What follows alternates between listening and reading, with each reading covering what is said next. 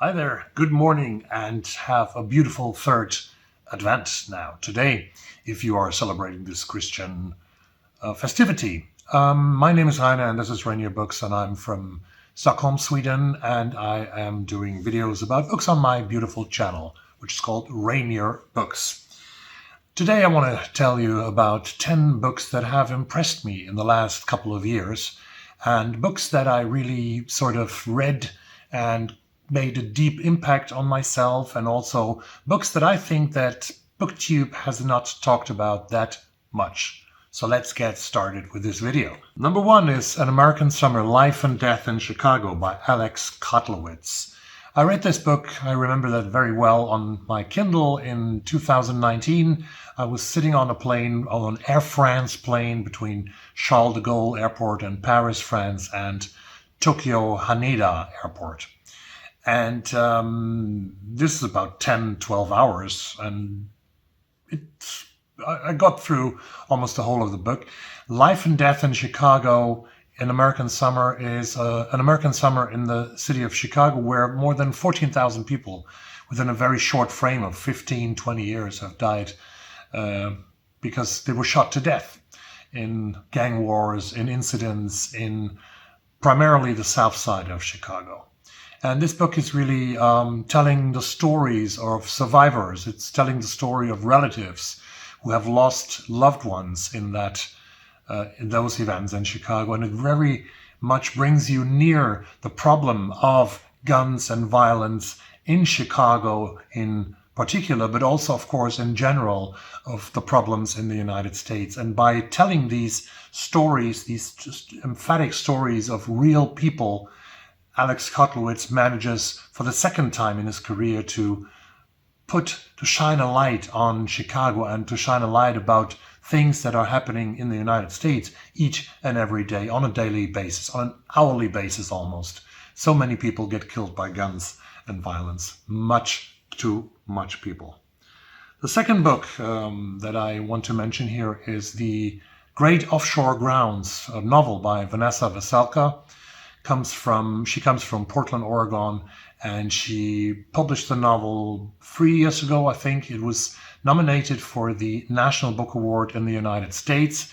And I had the opportunity on my channel to talk to Vanessa Veselka about an hour, and we had a great chat about the novel, about how she did it, and about the topics of the novel, which are several, which are a lot actually. The Great Offshore Grounds is, if you have never heard about this term, you have heard about the term the frontier, the West. When America was expanding always to the West, there was always something new to look forward to, some new dreams were made, and that was the frontier of the West. But when the ultimate West was reached, the coast, the Pacific coast of the Pacific Northwest of California, then there was no more place, no more space to go to. And people came to the Great Offshore Grounds. Some people, because the Great Offshore Grounds is a part of the sea, of the Pacific Ocean, where huge numbers of fish are available and huge number of food is available,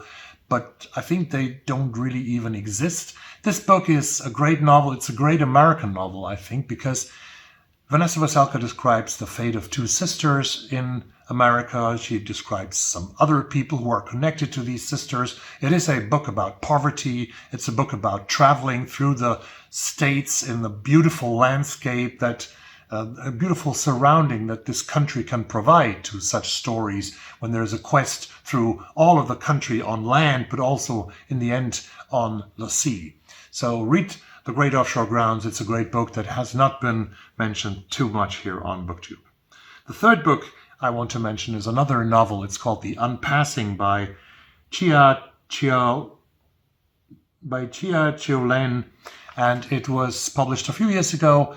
It is a story of a family living in Alaska, a Taiwanese American family who emigrated from Taiwan to Alaska, ended up in Alaska, and there's a story of a dysfunctional family, a father who tries his best but who doesn't manage to sort of find a new home for his family. It's very difficult for this family to integrate in the United States, to find work, to make up, to supply for the family, to provide for the family. There's racism all around them against Asian Americans.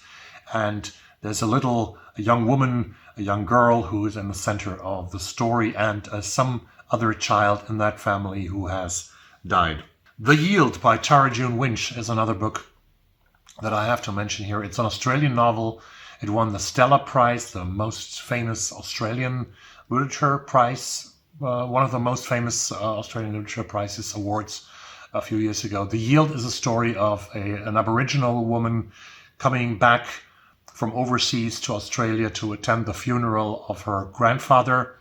And it is also the story of that grandfather who has tried to make a dictionary of Aboriginal words and translate them into English, Aboriginal terms, because language gets lost, the Aboriginal languages get lost, and also the heritage, the cultural heritage, get lost. A story also of racism, of colonialism, and of indigenous people struggling to stay inside their cultural heritage. Powerful novel. The next one is Nomadland, Surviving America in the 21st Century. And this is by Jessica Bruder. It's a non-fiction book. You might have seen the movie that was made out of it with Frances McDormand, who won one of her 3 Oscars for that movie. Nomadland is the story of older Americans, I would say above the age of 60, roaming around in a country because they cannot afford to have an apartment any longer. They're roaming around in their RVs, in their camping mobile vans, whatever, and they are working here, they're working there, although they are old and they're getting sicker and sicker and they should not work anymore. But this country doesn't provide social security for them. So all their choices, the choice they have to survive America is to become a nomad in Nomadland. An amazing book, an important book that actually people should really think about. Son of the House by Chiluchi Onyemalukwe is the next book. This was in the Canadian Giller list a couple of years ago. It is also a Nigerian book, of course, because the author comes from Nigeria and she is teaching at a Canadian university. And this book takes us to Nigeria. The Son of the House plays out in Lagos in Nigeria and a small other places. There are 2 women who have been kidnapped by kidnappers who want to get ransom money for those 2 women. A lot of people get kidnapped in Nigeria, and bandits and poor criminals try to make money out of those kidnapped people. Either they kill them or they deliver them back to the families. And 2 women get kidnapped and they tell each other their life stories, which are very much connected. And I learned so much in this book about the structure of life in Nigeria, in a lot of Nigerian contexts, about rich people in Nigeria, but also about poor people and the middle class, and how patriarchism is still ruling that country, having it in its grip, so that the son of the house, the title of the novel, is always the most important child in a family. And it doesn't matter if there are 5 or 6 girls, the son of the house, that's what the future is giving, that the future is sort of demanding to support, first of all, the son of the house.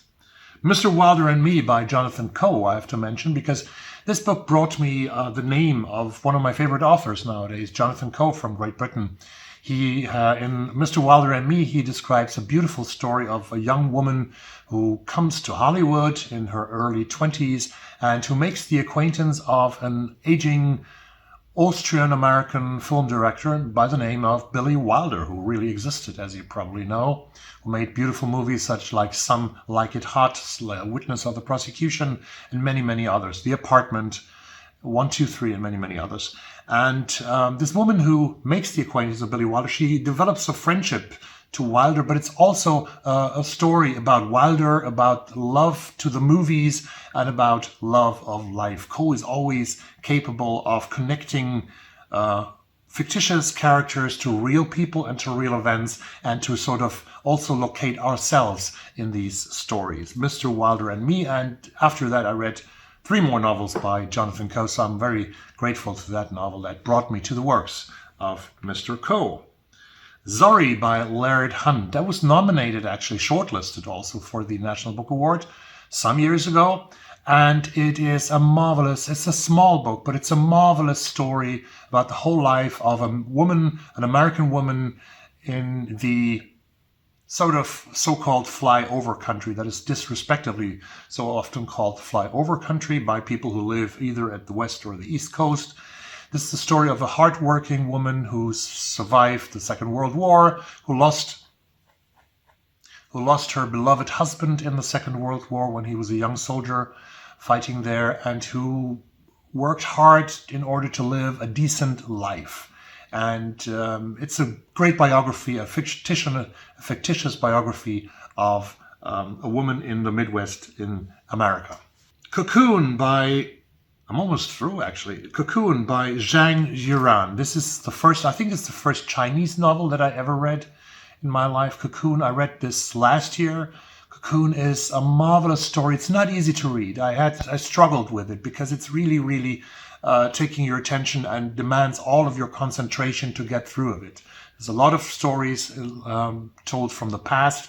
It's a story about the Cultural Revolution in China and how it has impacted the intergenerational trauma, how it has created intergenerational trauma and has impacted all other generations to come. And that's also the impact of the one-child policy to read about in this book. In a long period of time, I think between 1980 and 2014, China had the so-called one-child policy, forcing all families in China to not get more than one child, which means that so many people grew up without aunts and uncles, so many people grew up without siblings, and this has made something with this generation, also with a generation that's following. And all of that is described very intensely in that novel, Cocoon by Zhang Yuran.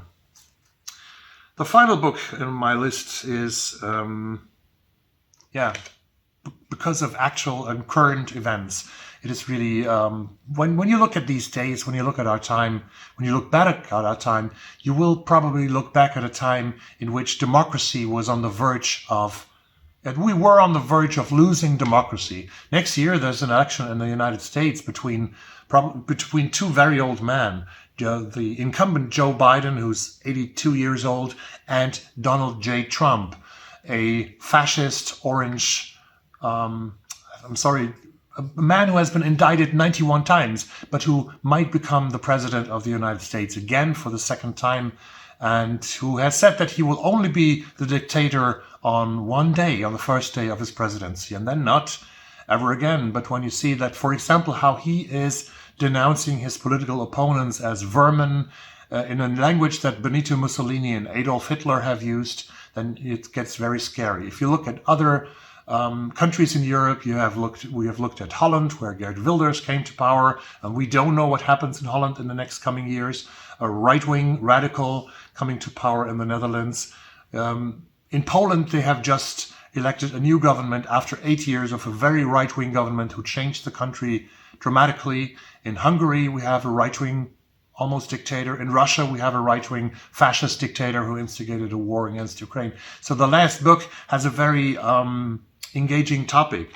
And that's why I chose for calling it Twilight of Democracy, The Seductive Lure of Authoritarianism by Anne Applebaum. Anne Applebaum is a Pulitzer Prize winner. And in this small book also, 200 plus X pages, she has 2 years ago, I think, described the developments that have been made in the United States, the dangers that we face in Europe, and this seductive lure of authoritarianism, that there are more and more people who think that we don't need democracy any longer. We should sort of focus on Germany first, on Netherlands first, on France first, on Britain first, on America first, and forget the global perspective and forget our empathy and forget about human rights, because we are closest to ourselves and we should not care about each other any longer. This book is a very important book, and these were 10 books that have impressed me a lot in recent years. There could be more. There were more, actually, but here you have a list of 10, and maybe you find something to read in this bunch of books. I can recommend them all to you. That I can honestly do. I hope that you have a great Sunday, that you have great reading in the days to come and the weeks to come, and I see you soon in another video on this channel. Bye.